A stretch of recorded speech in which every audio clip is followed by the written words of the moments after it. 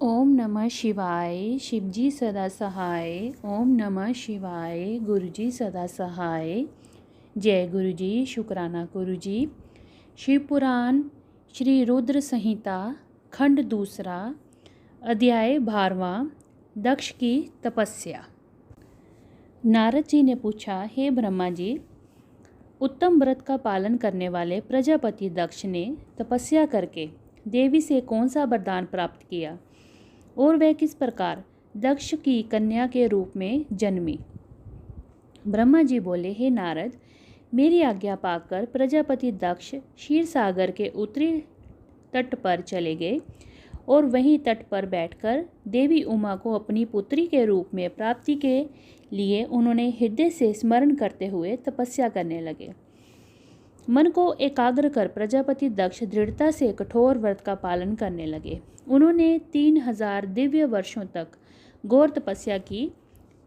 वे केवल जल और हवा ही ग्रहण करते थे। तत्पश्चात देवी जगदम्बा ने उन्हें प्रत्यक्ष दर्शन दिए। कालिका देवी अपने सिंह पर विराजमान थी।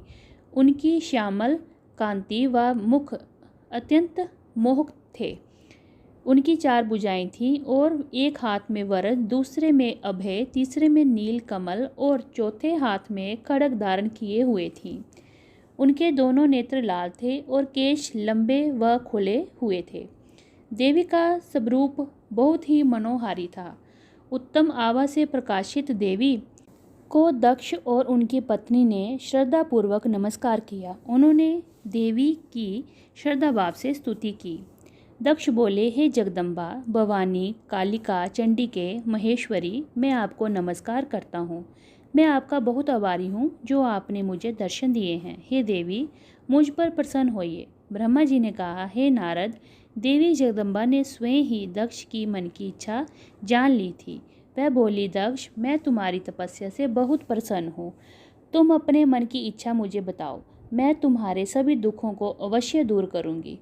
तुम अपनी इच्छा अनुसार वरदान मांग सकते हो। जगदम्बा की ये बात सुनकर प्रजापति दक्ष बहुत प्रसन्न हुए और देवी को प्रणाम करने लगे। दक्ष बोले, हे देवी, आप धन्य हैं। आप ही प्रसन्न होकर मनोवांछित फल देने वाली हैं। हे देवी, यदि आप मुझे वर देना चाहती हैं तो मेरी बात ध्यानपूर्वक सुने और मेरी इच्छा पूर्ण करें। हे जगदम्बा, मेरे स्वामी शिव ने रुद्र अवतार धारण किया है, किंतु अब तक आपने कोई अवतार धारण नहीं किया है। आपके सिवा कौन उनकी पत्नी योग्य होंगी। अतः हे देवी, आप मेरी पुत्री के रूप में धरती पर जन्म लें और भगवान शिव को अपने रूप लावण्य से मोहित करें।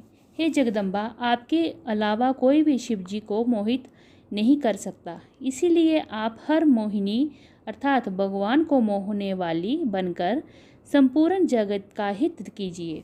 यही मेरे लिए वरदान है। दक्ष का ये वचन सुनकर जगदम्बिका हंसने लगी और मन में भगवान शिव का स्मरण कर बोली, हे प्रजापति दक्ष, तुम्हारी पूजा आराधना से मैं प्रसन्न हूँ। तुम्हारे वर के अनुसार मैं तुम्हारी पुत्री के रूप में जन्म लूँगी।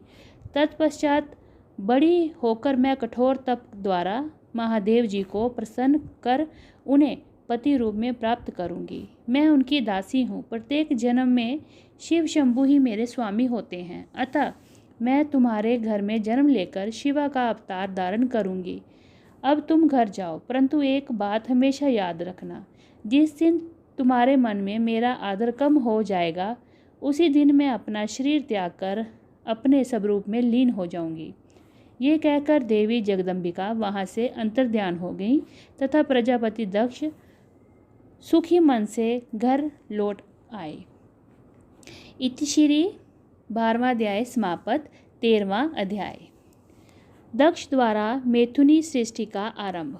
ब्रह्मा जी कहते हैं, हे नारद, प्रजापति दक्ष देवी का वरदान पाकर अपने आश्रम में लौट आए। मेरी आज्ञा पाकर प्रजापति दक्ष मानसिक सृष्टि की रचना करने लगे, परंतु फिर भी प्रजा की संख्या में वृद्धि होती न देखकर वे बहुत चिंतित हुए और मेरे पास आकर कहने लगे, हे प्रभु, मैंने कितने भी जीवों की रचना की है, वह सभी उतने ही रह गए, अर्थात उनमें कोई भी वृद्धि नहीं हो पाई। हे तात, मुझे कृपा कर ये उपाय बताइए कि जिससे वे जीव अपने आप बढ़ने लगें। ब्रह्मा जी बोले, प्रजापति दक्ष, मेरी बात ध्यानपूर्वक सुनो। तुम त्रिलोकीनाथ भगवान शिव की भक्ति करते हुए ये कार्य संपन्न करो, वह निश्चय ही तुम्हारा कल्याण करेंगे। तुम प्रजापति वीरन की परम सुंदर पुत्री असिकनी से विवाह करो और स्त्री के साथ मैथुन धर्म का आश्रय लेकर प्रजा बढ़ाओ। असिकनी से तुम्हें बहुत सी संतानें प्राप्त होंगी। मेरी आज्ञा के अनुसार दक्ष ने वीरन की पुत्री असिकनी से विवाह कर लिया। उनकी पत्नी के गर्भ से उन्हें 10,000 पुत्रों की प्राप्ति हुई। ये हर्षेवक नाम से जाने गए।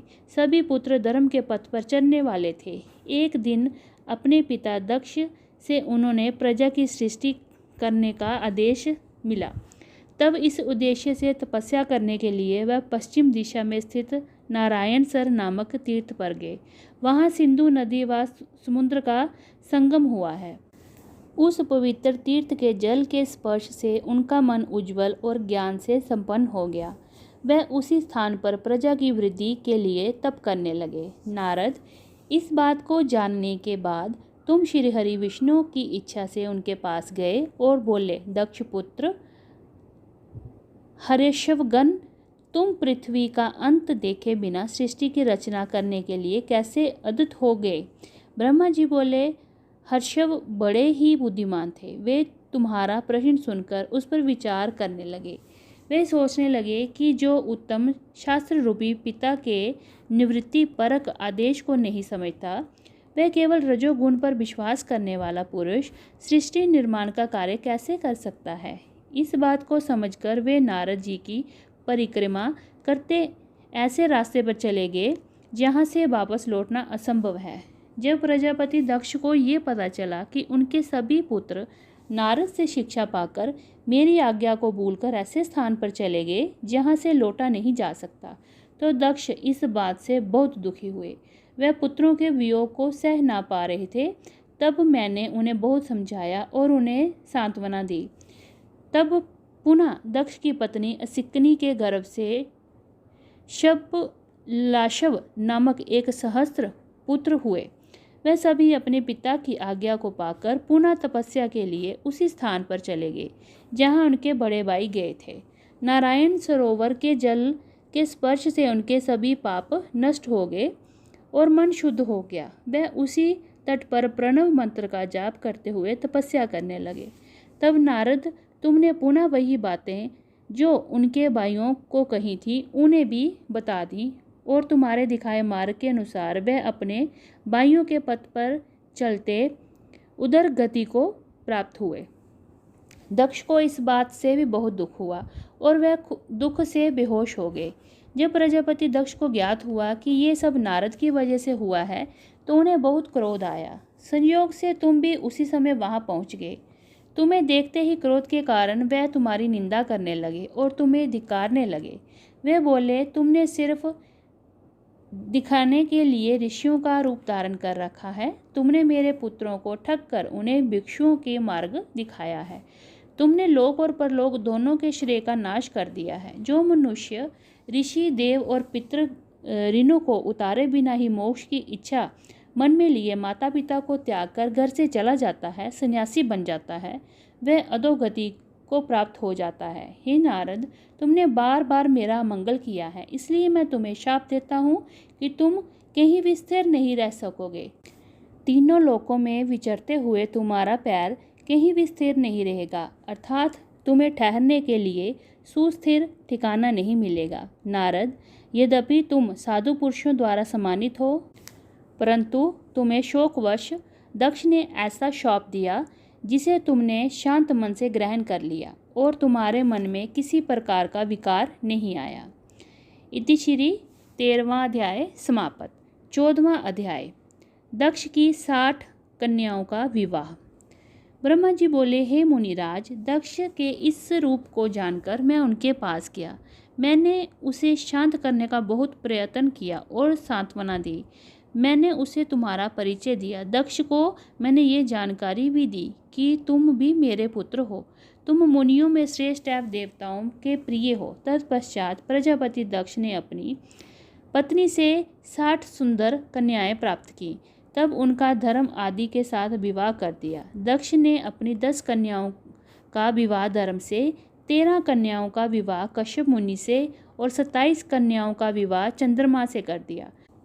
2 बुतागिरस और कृशाशव को और शेष 4 कन्याओं का विवाह ताक्षरे के साथ कर दिया।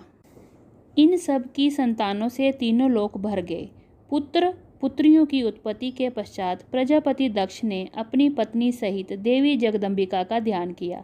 देवी की बहुत स्तुति की। प्रजापति दक्ष की सपत्नीक स्तुति से देवी जगदम्बिका ने प्रसन्न होकर दक्ष की पत्नी के गर्भ से जन्म लेने का निश्चय किया। उत्तम मुहूर्त देखकर दक्ष पत्नी ने गर्भ धारण किया। उस समय उनकी शोभा बढ़ गई। भगवती के निवास के प्रभाव से दक्ष पत्नी महामंगल रूपिणी हो गई। देवी को गर्भ में जानकर सभी देवी देवताओं ने जगदम्बा की स्तुति की। 9 महीने बीत जाने पर शुभ मुहूर्त में देवी भगवती का जन्म हुआ। उनका मुख दिव्य आभा से सुशोभित था। उनके जन्म के समय आकाश से फूलों की वर्षा होने लगी और मेघ जल बरसाने लगे। देवता आकाश में खड़े मांगलिक ध्वनि करने लगे। यज्ञ की बुझी हुई अग्नि पुनः जलने लगी। साक्षात जगदम्बा को प्रकट हुए देखकर दक्ष ने भक्ति भाव से उनकी स्तुति की। स्तुति सुनकर देवी प्रसन्न होकर बोली, हे प्रजापति, तुम्हारी तपस्या से प्रसन्न होकर मैंने तुम्हारे घर में पुत्री के रूप में जन्म लेने का जो वर दिया था वे आज पूर्ण हो गया है। ये कहकर उन्होंने पुनः शिशु रूप धारण कर लिया तथा रोने लगी। उनका रोना सुनकर दासियां उन्हें चुप कराने हेतु वहां एकत्रित हो गईं। जन्मोत्सव में गीत और अनेक वाद्य यंत्र बजने लगे। दक्ष ने वैदिक रीति के अनुष्ठान किया और ब्राह्मणों को दान दिया। उन्होंने अपनी पुत्री का नाम उमा रखा। देवी उमा का पालन बहुत अच्छे तरीके से किया जा रहा था। वह बालकपन में बहुत सी लीलाएं करती थी। देवी उमा इस प्रकार बढ़ने लगी जैसे शुक्ल पक्ष में चंद्रमा की कला बढ़ती है। जब भी वह अपनी सखियों के साथ बैठती वह भगवान शिव की मूर्ति को ही चित्रित करती थी। वे सदा प्रभु शिव के भजन गाती थीं, उन्हीं का स्मरण करती और भगवान शिव की भक्ति में ही लीन रहती थी। इति श्री 14वां अध्याय समाप्त। ओम नमः शिवाय। शिवजी सदा सहाय। ओम नमः शिवाय। गुरुजी सदा सहाय। जय गुरुजी। शुक्राना गुरुजी।